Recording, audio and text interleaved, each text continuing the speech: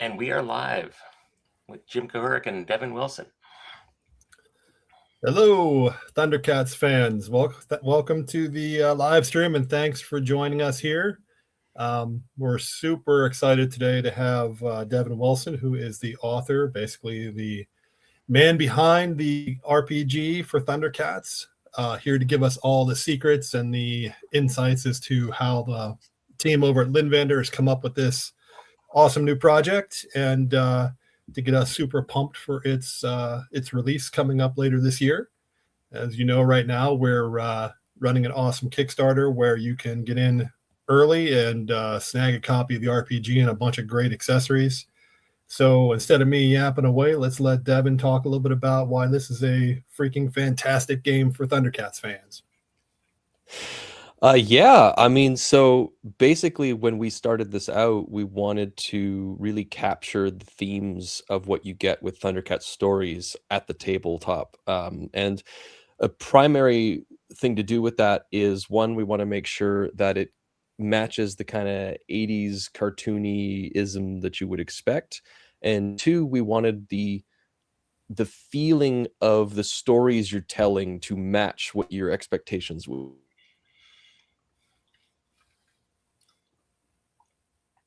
Oh, Devin seems to have frozen up a bit there. So primarily we focused on things like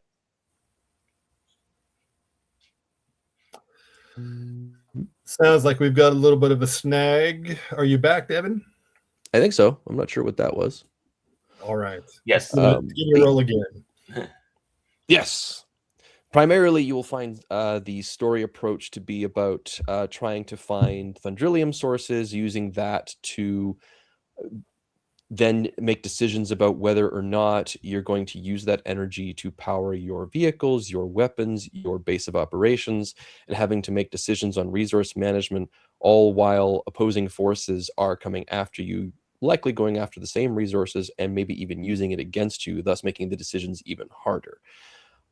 We took a very sci-fi fantasy approach based off of where, the rule set is designed for high fantasy with lots of magic, swords and armor.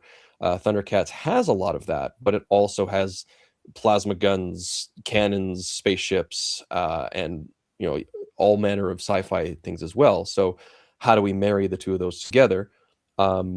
Basically, Thundrillium is that linchpin. So that's why we focus so hard on the theme of Thundrillium, because it allows you to explain why you would still use a sword, why you'd still be wandering around in metal armor instead of some force field and having a laser gun.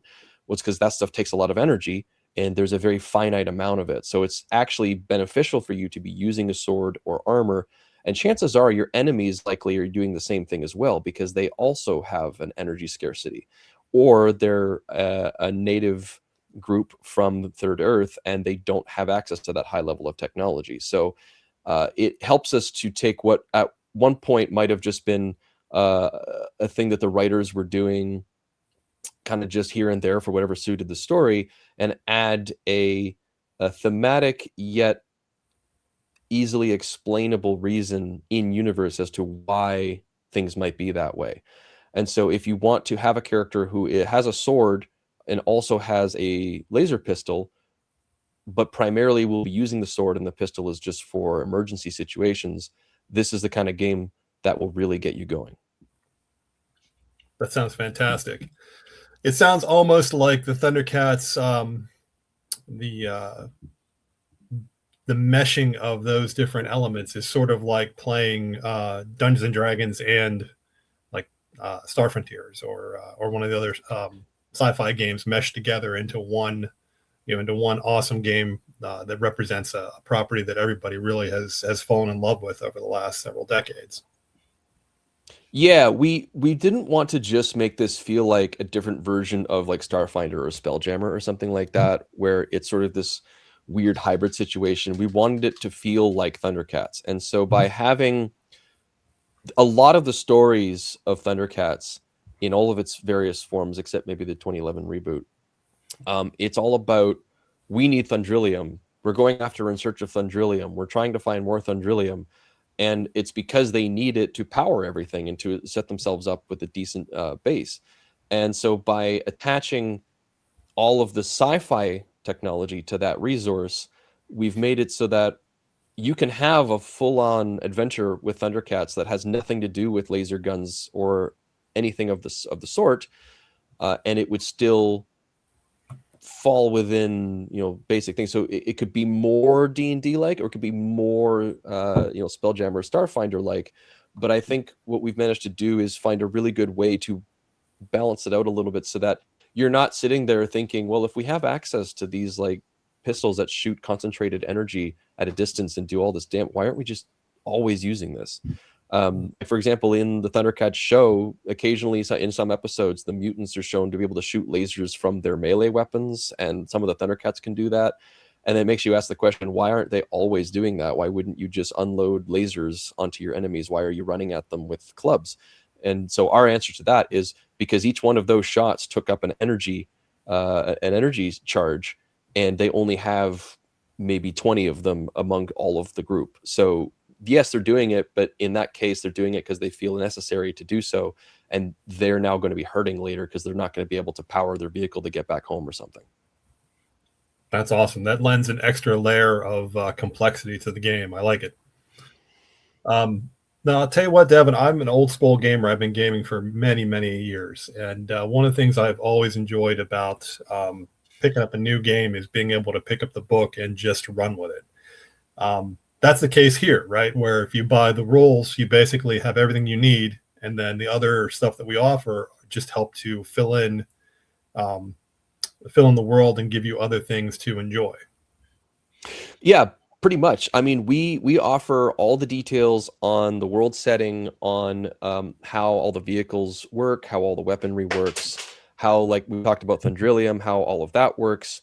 We talk about various ways that you can incorporate the different eras of the setting and the amount of Thundrillium you might find in each of them.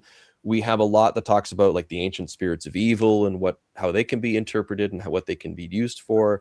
We have a lot of talk about the different locations, different planets, different spots within those planets, adventure hooks for each of those locations that give you some advice on how to incorporate them into an adventure. And some of them kind of interact with one another. So you might see, well, this location has this adventure hook, but then also talks about this other location. And you go over there and that gives you another adventure hook. And so you can have chains of adventures that go from one place to another that organically traverse as you would expect. We also have tons and tons of creatures and monsters and enemies all ready to go for you to be able to go up against. And we have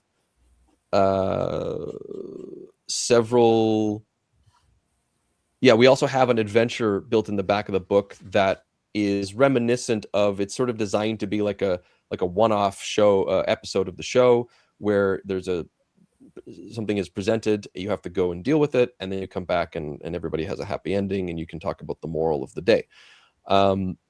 All of that is included in the book. There is the adventure guide, which we revealed on the Kickstarter a while ago, and that specifically is, do you want more detailed adventures to really dive into different stories and have, you know, if you just want to dive in and not have to prep anything for a story or adventure, that's going to give you a little bit more, although you can use the adventure at the back of the core book just as well. That gives you everything you need to at least kind of give a start to the adventure, and from there you can design your stuff going forward. If you want to run a ThunderCats adventure, everything you need is going to be in this book.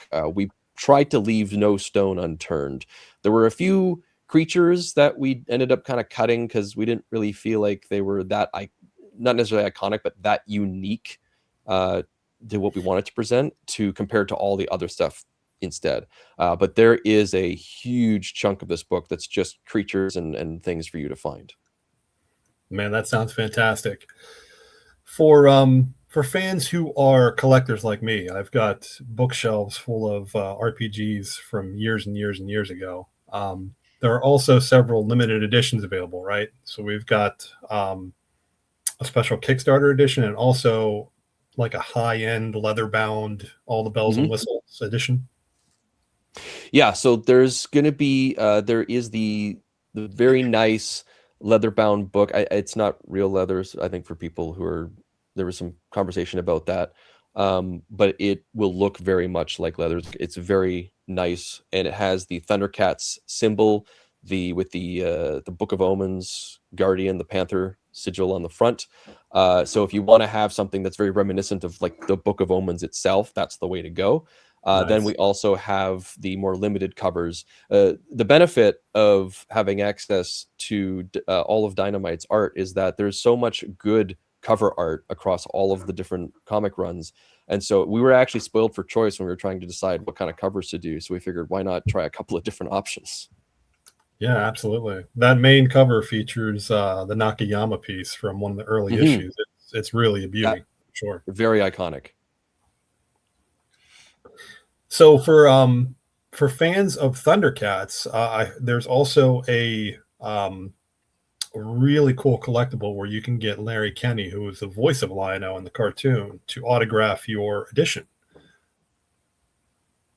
Yeah, I mean, that we're super excited about that.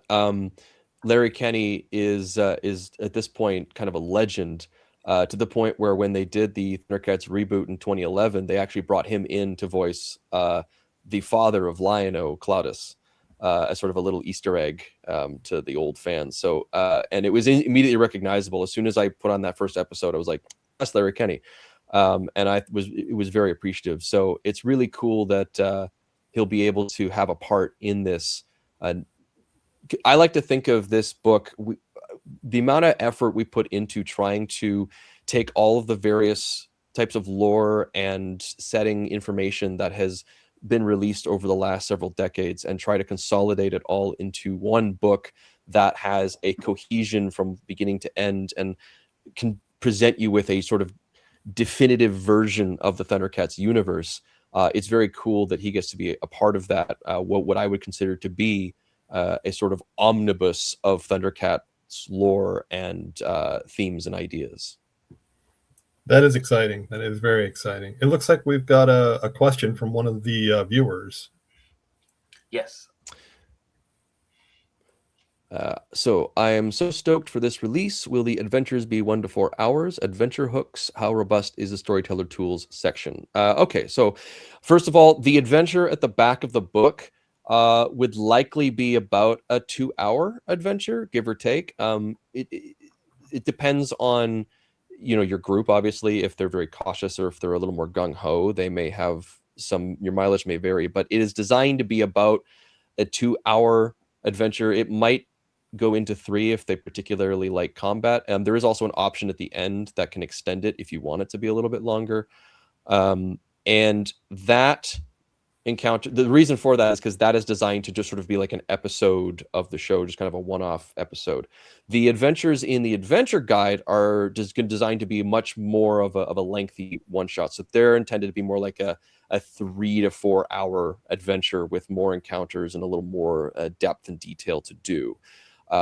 In terms of the adventure hooks that you'll find in the core book, so we have every single location that you would expect from ThunderCats, including those of you who maybe are more astute to the show itself might realize that there was one swamp, the Baleful Swamp, that was reused in 2 different planets.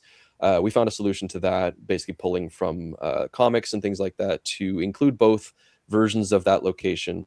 And every single one of them has an adventure hook. These adventure hooks are about a paragraph length each, and they really just give you some ideas on what you can do for an encounter here, or if you want to run an adventure here, this is the stuff you can draw upon. Some of it references creatures you'll find in the rest of the book.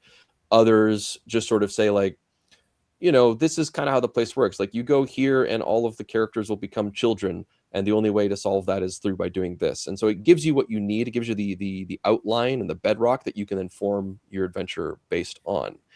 The storyteller tools section in general, I don't know if I want to say specifically storyteller tools section, because a lot of the tools are useful by the players as well. So like the whole idea on how Thundrillium and Thundranium and Thundor can be used is something that the players will likely also be utilizing versus just the storyteller. In terms of the section that details all the locations and story hooks, again, it's about as robust as we could get it, without going so astronomically crazy on the page count and out of control. I think it gives you just about all you would need to get going. And then in terms of the stat blocks and the various enemies, we've gone into pretty good detail explaining what each creature is, how they can be used, what sort of tactics they might have, or what you might expect to, where you might expect to see them, how they might expect to react or act, and a little bit of history for some of the more notable characters, such as Slive. You know, we give him a fair bit of backstory that you can use in your adventures, as well as some of the other mutants. And then the adventure is laid out in a way that is designed for anyone who, even if you're not used to running adventures, if you are someone who is sort of maybe just dipping the toe into adventure running, it does provide you with just about everything you would need to know in order to run the adventure. It has little note boxes with some advice on, you know, this part can be a little tricky. Here's our recommendation for how to run this. Or it can be if you find that the players are doing this and having some difficulty with that, this is a way, or one or two or three ways that you can try to steer things back into a certain direction. Or here's how you can manage the time if you're trying to keep this to a certain time frame. Here are some things you can do to keep it within that time frame. So there's a lot of guidance to assist you in running this adventure if you may not be a veteran of role-playing games.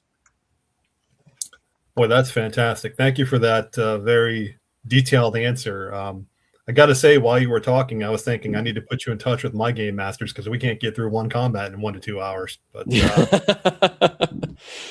yeah, well, so I mean, combat is always one of those things where I think it just depends on the group. Some people are really ready and raring, and other groups they really enjoy getting into the nitty-gritty of the grinding of the combat. So I mean, I think that combat should last as long as your group wants it to. If it lasts an hour and everybody's having a good time, that's great. If it lasts 15 minutes and everybody really enjoyed that, I think that's also great.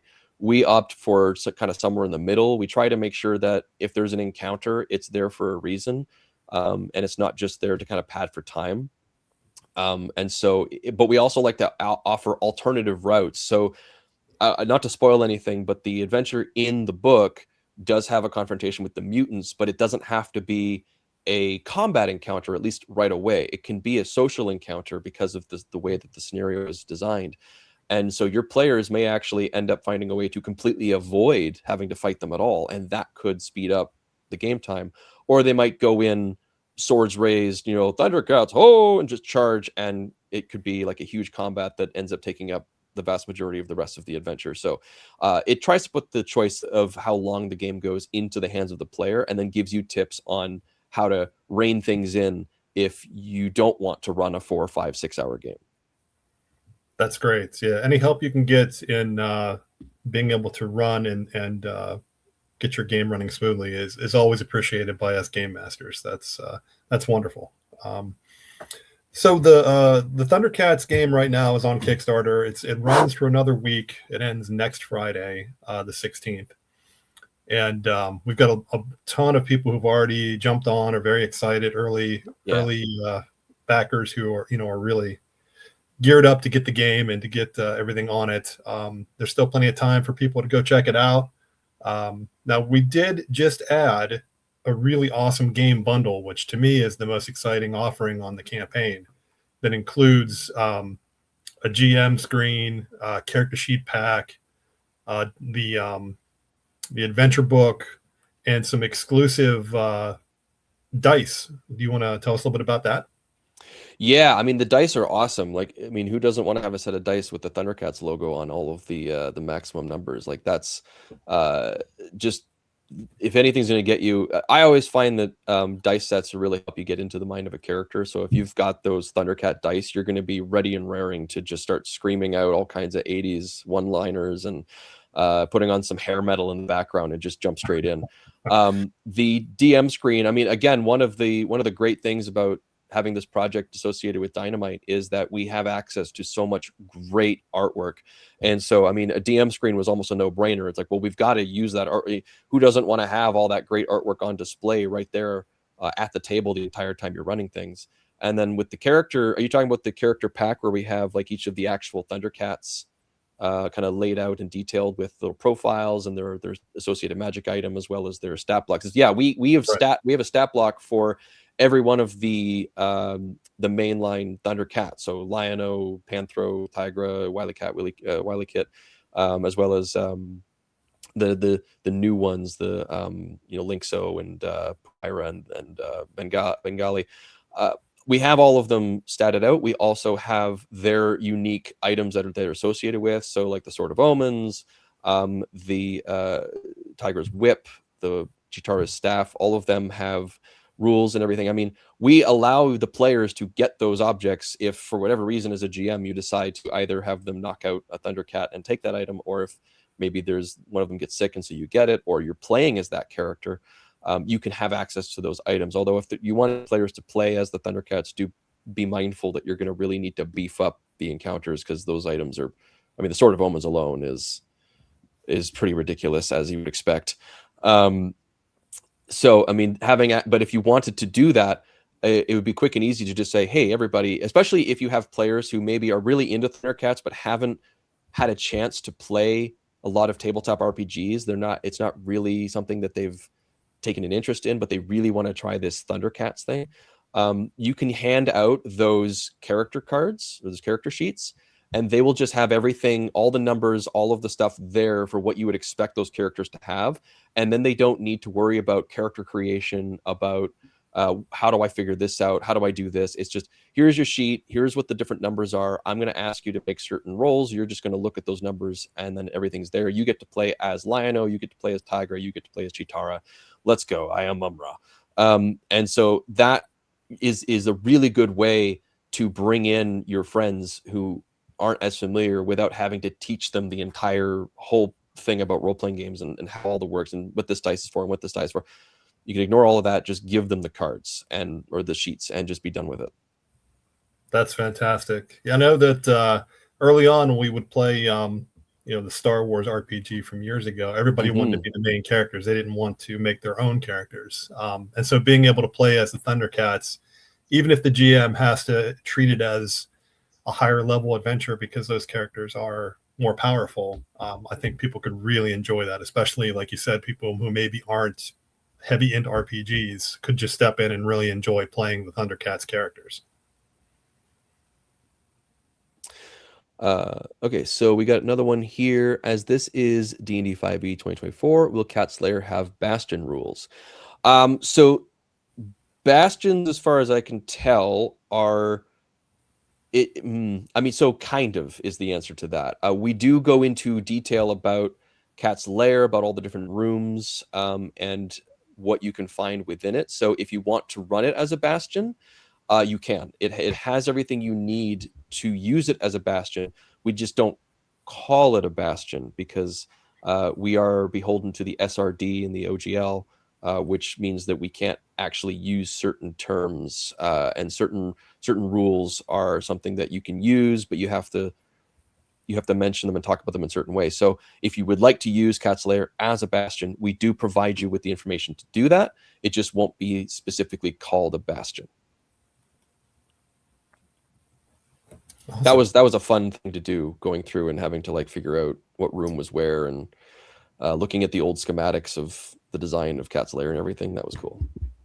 That's fantastic. I think fans are really going to find that the core book is just an archive of everything ThunderCats. Like if you're a ThunderCats fan and you aren't even an RPG player, you can enjoy it for just what it is. It's everything you wanted to know about the ThunderCats all in one wonderful package.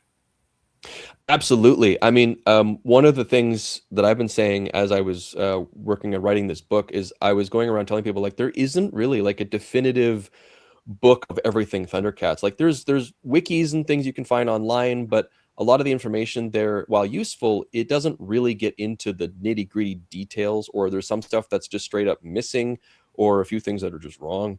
And so, there's a lot of information out there on ThunderCats, but if you really wanted to learn about where did Mumra come from? It's like you have to go to 3 different websites to get the full picture, and even then it doesn't really tell you. You still need to read some comics and watch the show. And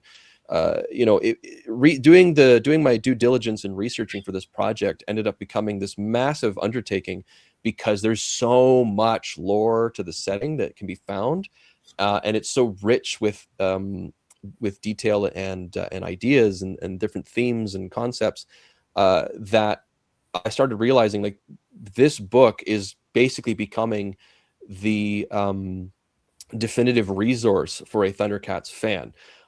Now, while we did take influence from many different sources, it's not just, this is all the information from the show presented to you. It takes stuff from the comics. It takes stuff. There's a few things from the 2011 reboot show as well. Not a lot, but there's a few things there.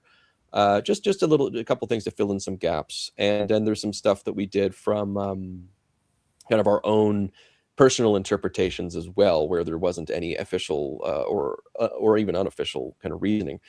But even if you don't really care about tabletop role-playing games, like, there is some value in this book to you, because just chapter 2, which talks about Third Earth and Beyond, as well as the intro where we discuss the ancient spirits, the chronicles of the ThunderCats, the Code of Thundera, and the areas where we talk about all of the friends and foes. So like the profiles on each of the ThunderCats, the profiles on the mutants, on the Lunatacs. You're not, as far as I'm aware, you won't find all of this information in one place anywhere else. And so even as just a ThunderCats fan resource, this book, I think, is going to be a valuable thing to have on your shelf, regardless of whether you enjoy playing role-playing games. Yeah, that's super exciting for the hardcore fans. I know fans of a certain age who really grew up with ThunderCats are going to enjoy the fact that the folks at Lynnvander were so meticulous in going through all the lore, all the cartoon episodes, the comics, pulling it all together in one place with one really lovingly crafted item that we can enjoy is going to be something everybody gets a kick out of. So the Kickstarter, like I said, is running for another week. Fans have an opportunity to get in and get the book at the best price you can get it. The exclusive bundle, like I said, for anyone who is serious about playing RPGs, this has everything that you could possibly want in one place, including those special dice that you can only get by getting the bundle. Just a great book and opportunity for ThunderCats fans and for RPG players to enjoy something really special. Absolutely. I mean, we tried to make sure that if you were a fan of ThunderCats, you were going to really enjoy all the little references. Like if you're someone who grew up reading the Star comics and reading the text-only stories that were printed in there, you'll see some things we mentioned from those. If you grew up watching the show, you'll see some things there. If you're someone who enjoys the Dynamite comics, you'll see things in there. We really tried to get as much packed into this as we could, so that a fan can just enjoy noticing all the little references and the Easter eggs, and just kind of take a trip down nostalgic lane. But also, if you don't know anything about ThunderCats and you want to, this is the way to do it. This will give you everything you could need to know about ThunderCats all in one go. And you don't need to spend 2.5 months like I did trying to figure it all out. You can take 2.5 months to enjoy every page of the book. That's right.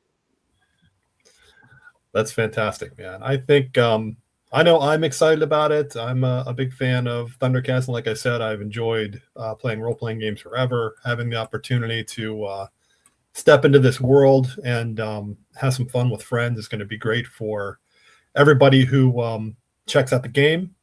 And the folks at Lynnvander have done a lot of fantastic games before this, so you've got a great reputation of putting together some exciting RPGs and board games.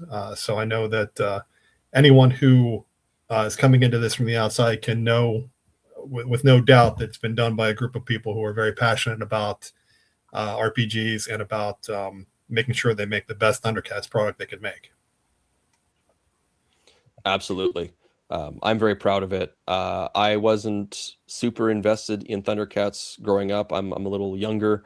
But I always kind of felt like an old soul. I've always enjoyed things from the 80s. I kind of always felt like I missed out on like a really cool era with a lot of, you know, pop culture that has still now we feel the echoes of. And so ThunderCats was always on my periphery, and then being given the opportunity to really dive in. I mean, I think I could honestly say I'm probably a pretty decent expert on ThunderCats at this point. I know a lot of things that's never going to leave my brain that I didn't ever expect I would know.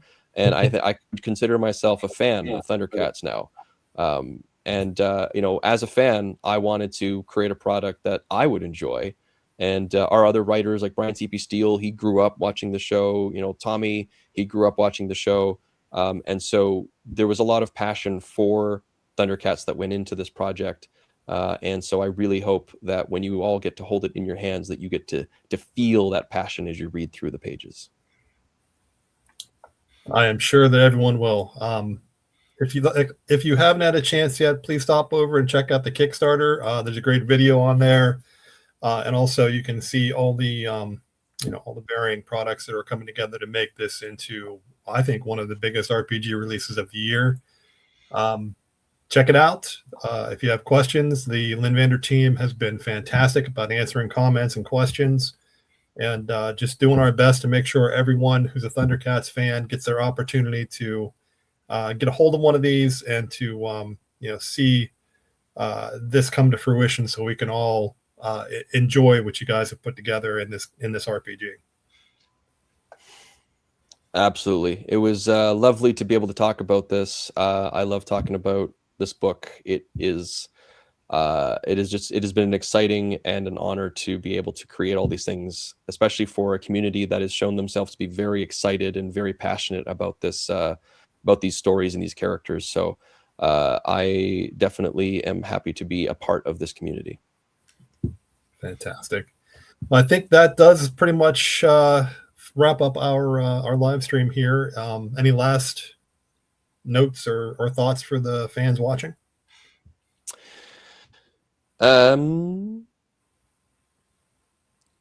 If you have not had a chance to read the all of the various Dynamite comics of ThunderCats, I can say that having now read and watched everything ThunderCats, it's up there. So definitely check it out if you haven't. Awesome. Thank you, Devin, so much for your time today. And thank you for putting together this love of labor and giving us all something really fun to look forward to. It was my pleasure. And thank you both for joining us. And be sure to, like Jim said, be sure to go over to the Kickstarter page and check it out.